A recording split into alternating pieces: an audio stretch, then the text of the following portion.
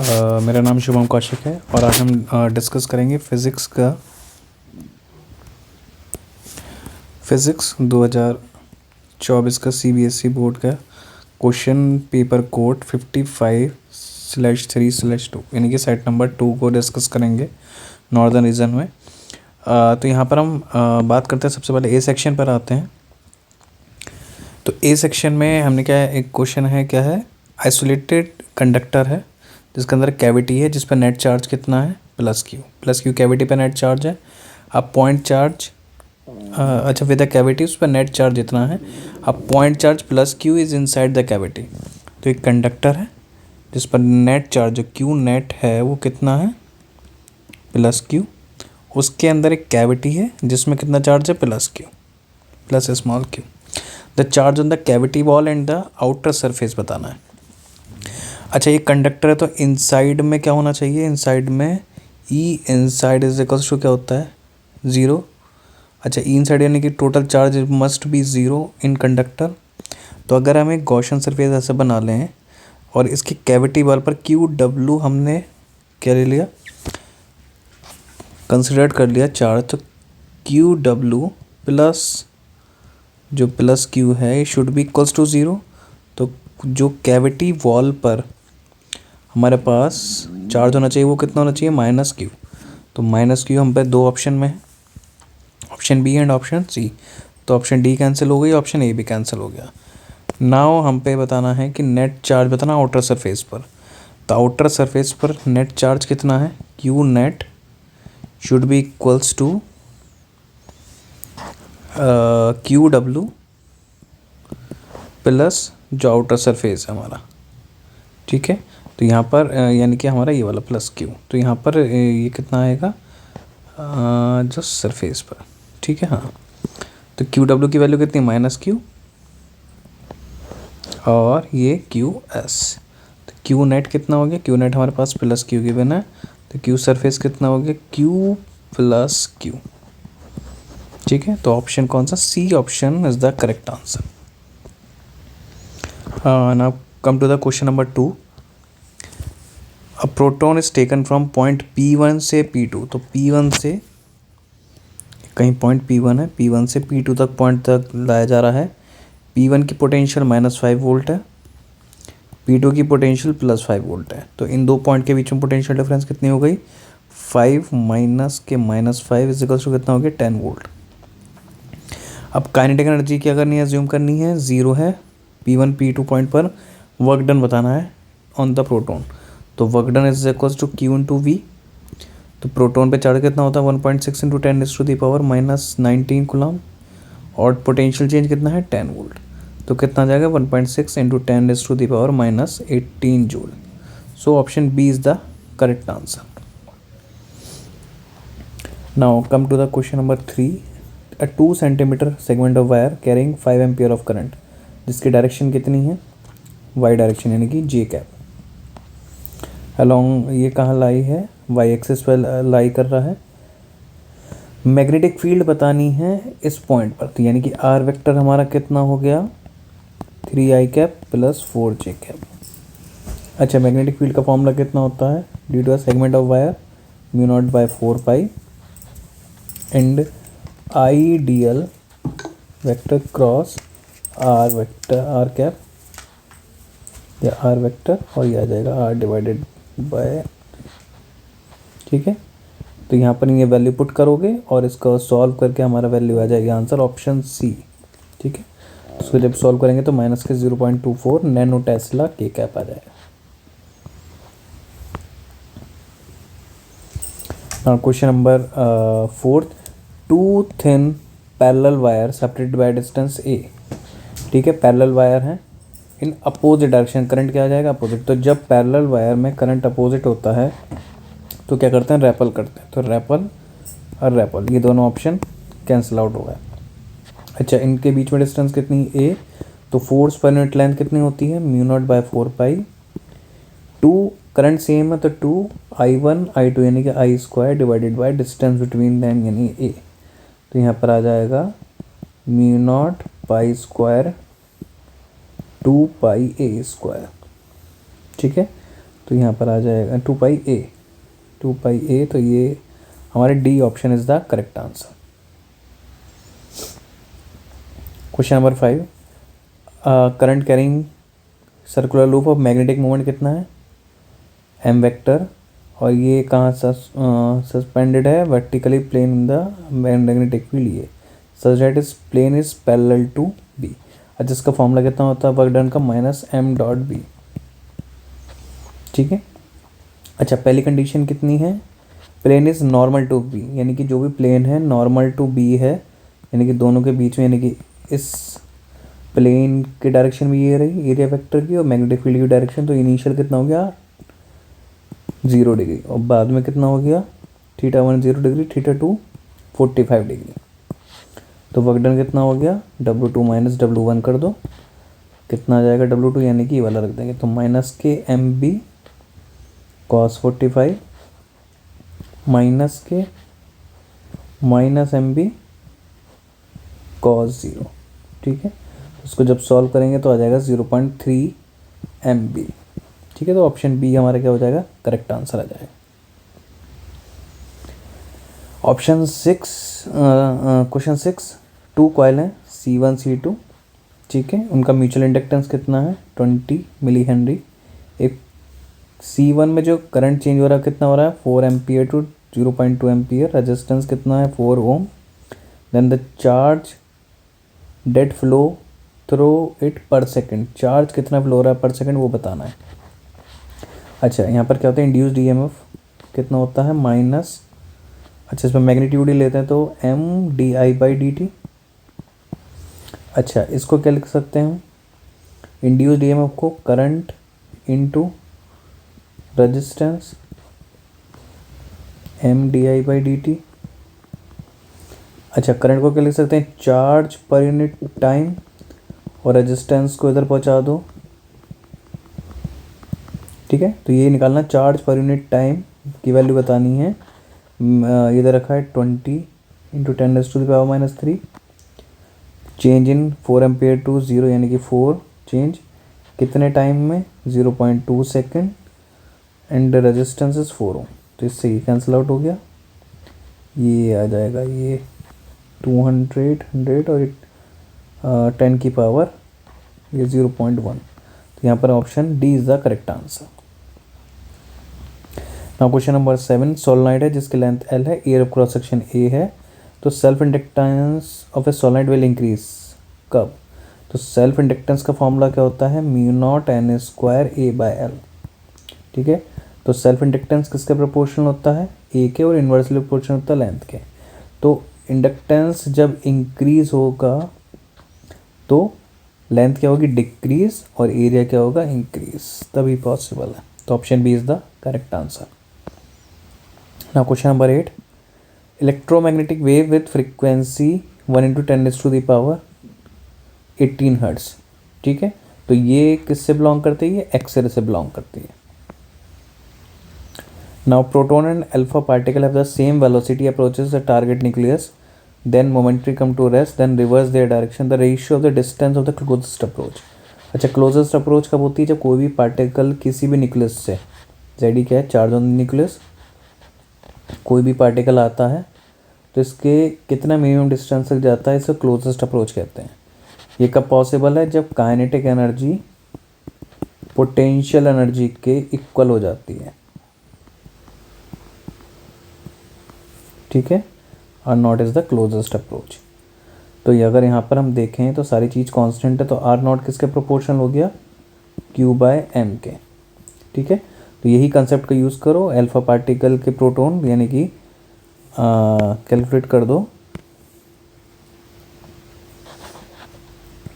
Are proton का ratio निकालना है अल्फा पार्टिकल से, तो प्रोटॉन का charge E mass m, alpha का पार्टिकल पर चार्ज 2e मास 4m, तो E से E कैंसिल, m से m कैंसिल, ये 2 टाइम्स, तो ये आ जाएगा 2, तो option B is the correct answer.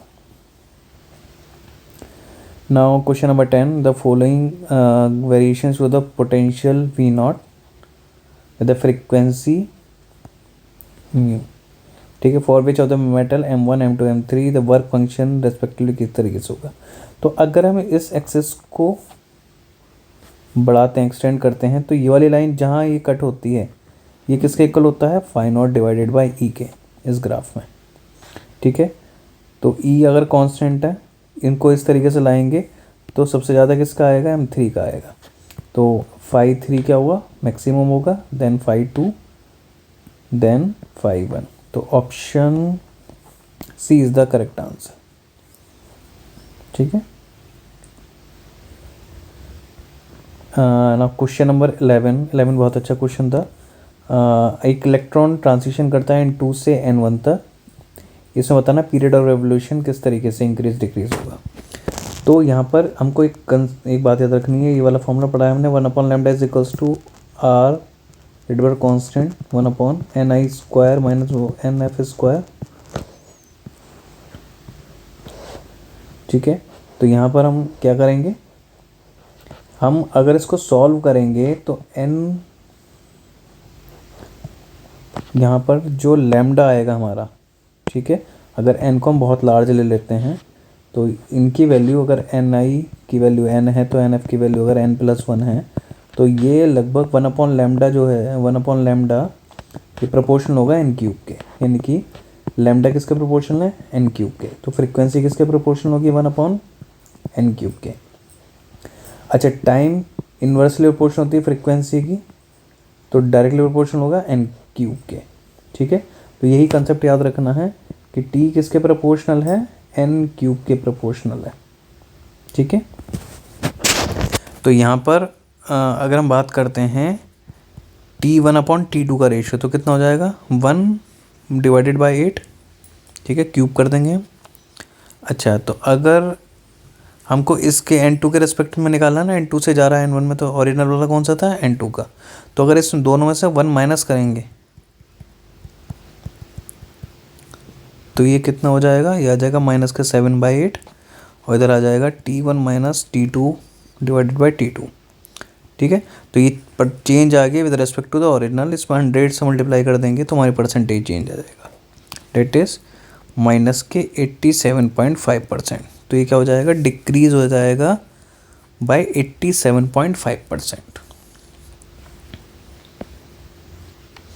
Question number 12, SI doped with the pentavalent element. जब पेंटावेलेंट एलिमेंट से होता है तो क्या हो जाता है, N टाइप सेमीकंडक्टर बनता है। ठीक है, अच्छा, N टाइप में जो कंडक्शन बैंड होता है, कंडक्शन बैंड के जस्ट नीचे लेवल आ जाता है डोनर एटम्स का। ठीक है, और ये जो गैप होता है, एनर्जी गैप, ये किस ऑर्डर का होता है, 0.01 इलेक्ट्रॉन वोल्ट का। ठीक है, तो option A is the correct answer. Now we have the assertion and reason question. यहाँ पर 4 ऑप्शन होते हैं, असर्शन और reason both are correct, true, and R is the correct explanation. Second option is both E and R are for true, but R is not the correct explanation of A. Third option is A is true, R is false, and D option is A is false and R is false. तो यहाँ पर 13 question क्या है, semiconductor electrons in the conduction band have laser energy. नहीं, conduction band ऊपर होता है, valence band क्या होता है, नीचे। एनर्जी का लेवल ऊपर की साइड इंक्रीज होता है, कंडक्शन बैंड में जो इलेक्ट्रॉन होंगे उनकी क्या होगी, हायर एनर्जी होंगी। यहाँ पर क्या दे रखा है, लेसर एनर्जी, तो असर्शन इज फॉल्स। अच्छा, असर्शन फॉल्स है तो दूसरा ऑप्शन देखना ही नहीं, क्योंकि ए की कंडीशन में फॉल है, बाकी सब में क्या है, ट्रू है। तो अगर ये है तो नीचे चाहे करो या नहीं करो, इसका ऑप्शन कौन सा होगा, D is the correct option.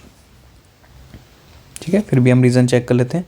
Donor energy level just above the valence band, नहीं, एनर्जी लेवल कहाँ होता है, कंडक्शन बैंड का जस्ट बिलो, तो ये भी गलत है, R is also wrong. Question number 14, photoelectric effect demonstrate the particle nature of the light, बिल्कुल करेक्ट। Photoelectric current is proportional to the frequency radiation, नहीं, फोटो इलेक्ट्रिक करंट किसके प्रोपोर्शनल होता है, इंटेंसिटी के, तो R is wrong, A is correct, R is wrong. Question number 15, एक proton है, एक इलेक्ट्रॉन है, यूनिफॉर्म मैग्नेटिक फील्ड में है, सेम मोमेंटम है, ठीक है, परपेंडिकुलर टू बी है, तो सर्कुलर रेडियस होगा, बिल्कुल सर्कुलर पार जो होगा सेम रेडियस का होगा, बिल्कुल करेक्ट होगा। ठीक है, क्योंकि जो रेडियस जब परपेंडिकुलर होगा तो सर्कुलर होगा, और रेडियस का फॉर्मूला क्या होता है, M B divided by Q V. M B को मोमेंटम और क्यू वी। तो प्रोटॉन और इलेक्ट्रॉन के लिए मोमेंटम सेम है, मैग्नेटिक फील्ड सेम है, और दोनों पे चार्ज इक्वल है, तो रेडियस भी सेम होगी, सर्कुलर पाथ करेगी, तो A is correct. In magnetic field और वाइटल रेडियस किसके इक्वल होती है, पी अपॉन क्यू वी पे। देखो हाँ, यही हमने कैलकुलेट करा था। तो ये क्या है, reason is also it, and R is the correct explanation of A. तो option A is the correct. Question number D, a convex lens when immerse in a liquid disappear. Correct. कब, ठीक है, ये जब कॉन्वेक्स लेंस को अगर हम उसमें रखते हैं तो क्या हो जाता है, डिसअपीयर हो जाता है, बट इसकी भी कंडीशन है क्या, refractive index of material of lens and liquid are equal. बिल्कुल करेक्ट। तो A is correct, R is correct, and R is the correct explanation of ए।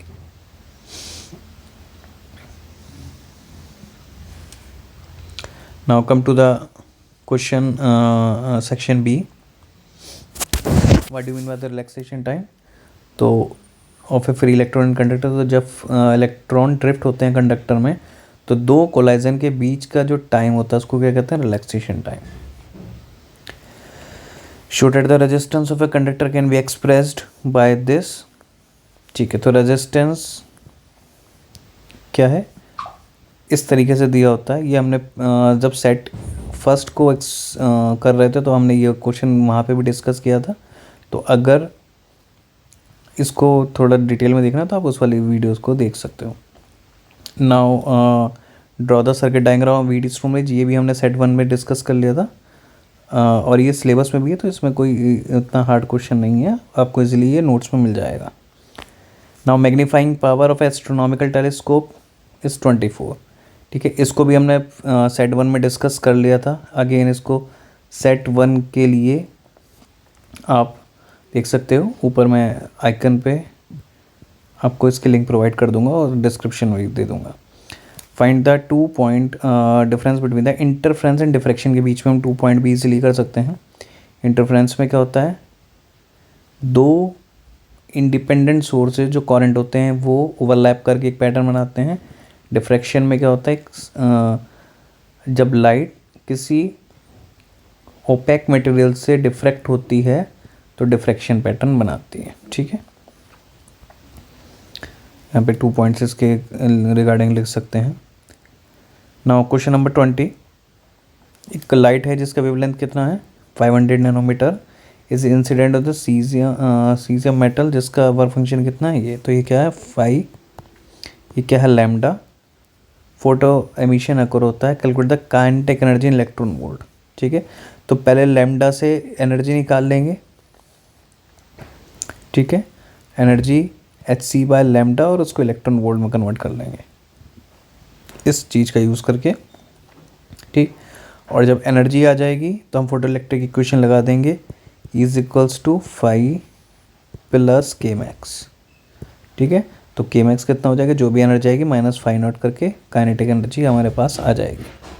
अच्छा, स्टॉपिंग पोटेंशियल जब के मैक्स आ जाएगी, ठीक है, के मैक्स किसके इक्वल हो, तो ईवी के, तो जो भी वोल्ट होगी इलेक्ट्रॉन वोल्ट में जो भी आंसर आ रहा होगा उतने वोल्ट क्या हो जाएगा हमारे पास, स्टॉपिंग पोटेंशियल हो जाएगी। नाउ क्वेश्चन नंबर 21, ये भी हमने सेट 1 में डिस्कस कर चुके हैं, तो ये सेट 1 में इसको देख लेना है। सेक्शन सी पर आते हैं। एक बैटरी है जिसका ईएमएफ ई है, इंटरनल रेजिस्टेंस आर है, जब के ओपन होगा वोल्टमीटर कितना रीड करेगा, 10। एक मिनट,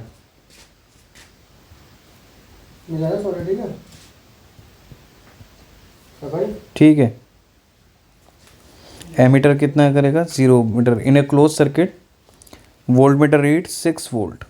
ठीक है, और रीड कितना करेगा, 2 एम्पियर।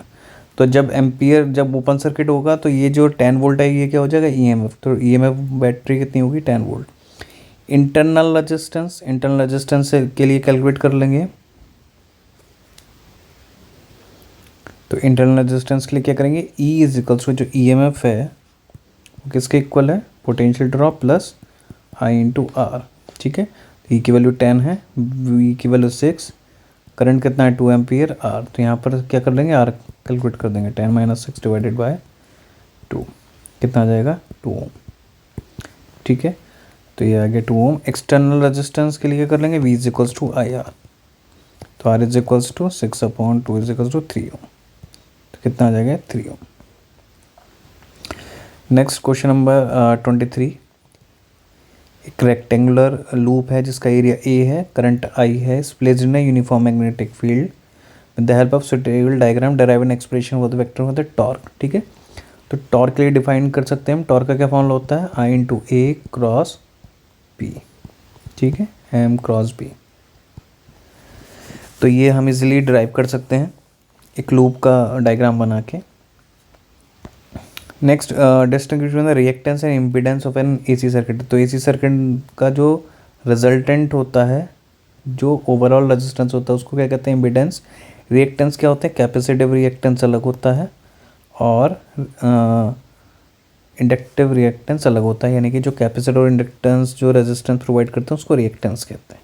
ठीक है, हमें क्या शो करना है कि ideal inductor of AC does not dissipate any power. ठीक है, ये हमको प्रूव कहाँ से करना है फाई से, क्योंकि पावर का फॉर्मूला क्या होता है IV cos फाई, तो यहाँ पर 90 होता है, cos फाई वैल्यू कितनी आ जाएगी 0, तो यहाँ पर पावर क्या होती है 0 डिसिपेट होती है। Again question number 25। The electric field and the magnetic field in the vacuum is given by ये, ठीक है, cos ये और इस तरीके से आई कैप, तो E की डायरेक्शन क्या होगी आई कैप और वेव की direction -k j cap.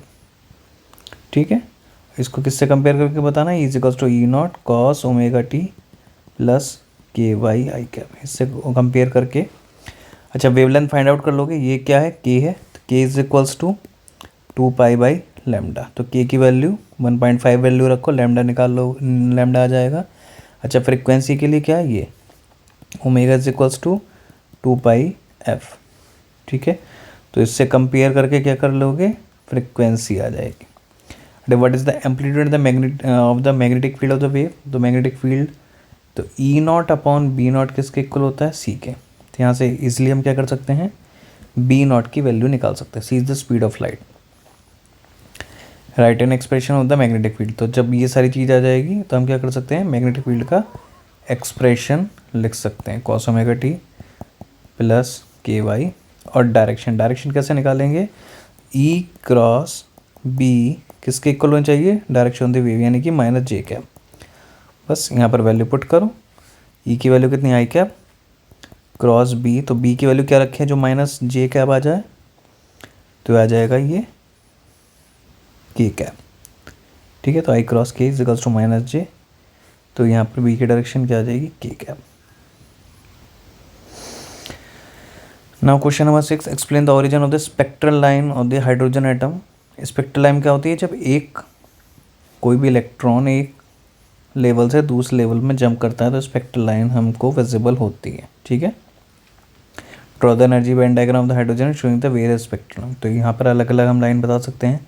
Line जब N2 से जब फाइनल क्या होगी N1 ऑर्बिट में, N2 N3 N4 इन्फिनिटी से जब कहाँ पर फाइनल ट्रांजिशन होता है N1 में, तो उसको लाइमन। सिमिलरली बारमर जब N2 में होगा तो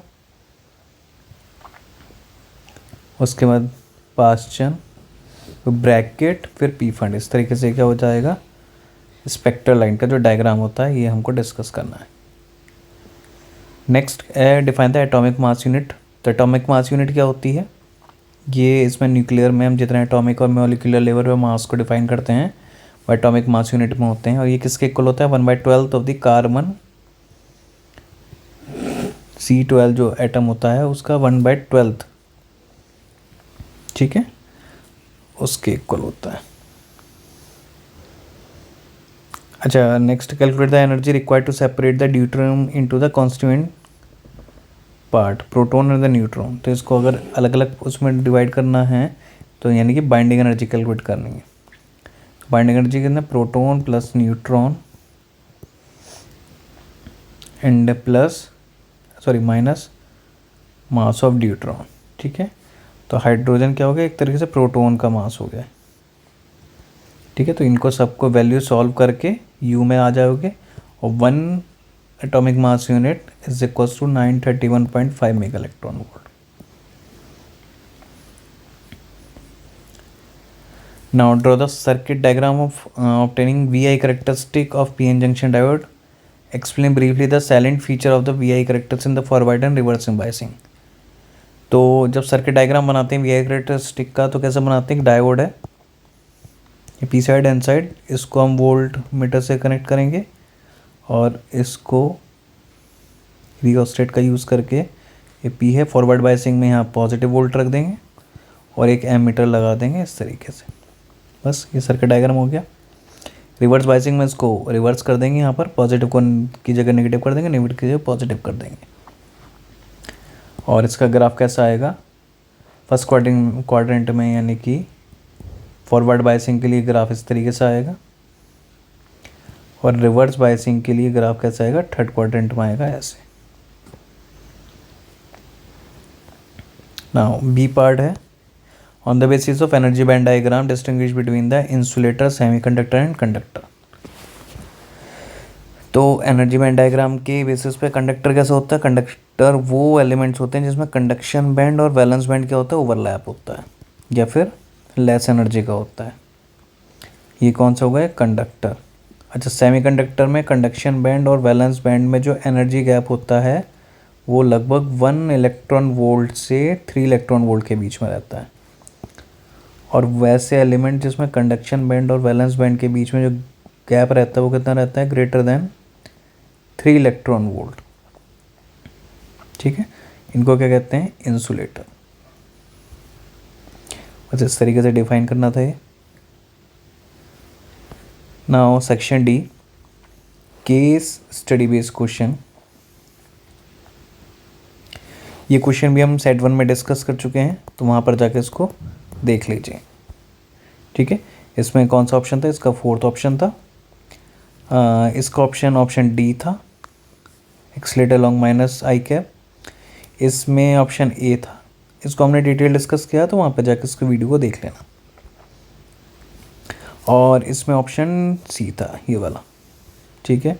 इसको हमने डिस्कस किया, इसका ऑप्शन बी आ रहा था। अगेन डिफ्रैक्शन इन द, इसमें हमारा ये वाला भी हमने वहीं पे डिस्कस कर चुके हैं, तो उसको भी सेट 1 में देख लेना, ठीक है। ये रिपीटेड क्वेश्चन है, इसमें कुछ ही चेंज हुए थे सेट 1, 2 और 3 में। इसका ऑप्शन 4 था, इसमें ऑप्शन 2 था। इसमें भी देख लेना, इसको याद नहीं आ रहा कौन सा है। इसका ऑप्शन बी था, ठीक है। ऐसी ये वाला क्वेश्चन था, तो यहाँ पर भी ऑप्शन सी था। Now in the section E, obtain expression for the capacitance of parallel plate capacitor dielectric medium, ठीक है। तो ये हम इजीली हम क्या कर सकते हैं, ड्राइव कर सकते हैं, सी इज इक्वल्स टू के epsilon not a over D, ठीक है। ये ड्राइव करना है। अच्छा, ये वाला क्वेश्चन 6 माइक्रो कूलम्ब वाला, ये हमने सेट 1 में डिस्कस कर चुके हैं। ये भी गॉसियन लॉ इजी है, ये भी सेट 1 में डिस्कस कर चुके हैं हम। अच्छा, ये भी कंडक्टिंग नॉन कंडक्टिंग वाला भी हम कर चुके हैं, सेट 1 में डिस्कस, देख लेना। ये भी हम कर चुके हैं, ये भी, ठीक है। तो ये सब रिपीटेड क्वेश्चन है सेट 1 में, हम इसको देख लेना। अच्छा, ये भी हमारा हो गया है, ये भी डिस्कस हो चुका है, ये भी डिस्कस हो चुका है, ठीक है। तो बाकी सारा पेपर डिस्कस हो चुका है। आई होप आप सबको ये सारी चीज़ समझ में आया होगा। ये सब डिस्कस हो चुका है, ठीक है। फिर भी कोई दिक्कत आती है आप हमसे हेल्प ले सकते हैं। Okay, thank you.